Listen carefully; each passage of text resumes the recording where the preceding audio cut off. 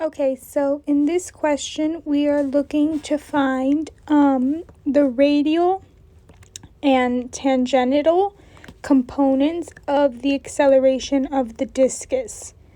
So let's start there. So let's start by finding the radial component of the discus.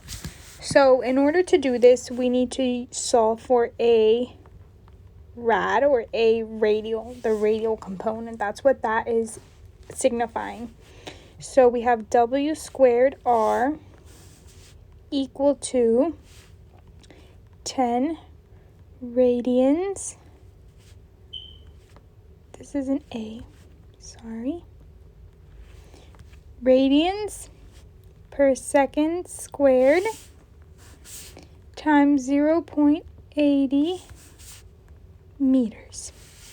So when we solve this, we're going to see that this is equal to 80 meters per second squared.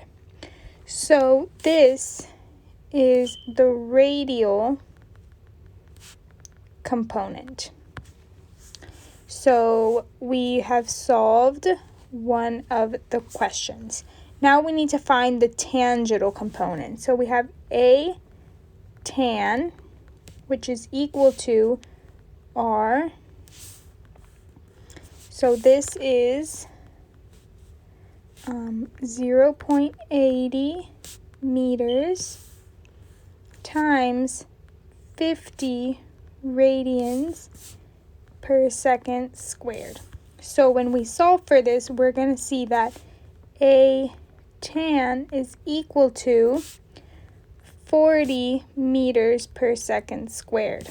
So this is the tangential component of the discus. So we've solved the next step. So finally, what we need to find is the magnitude of the acceleration when the angular velocity is 10 radians per second. So there's two components here. So in order to solve this, we need to find the magnitude. So this will be equal to the square root of what we just found. A rad squared plus A tan squared. So if we want to plug this in, we'll see that it's here. First, we need the radial component, so it would be 80 squared plus the tangential component, 40 squared. And when we solve this, we'll see that the magnitude is equal to 89 meters per second squared. So this is the magnitude of the acceleration.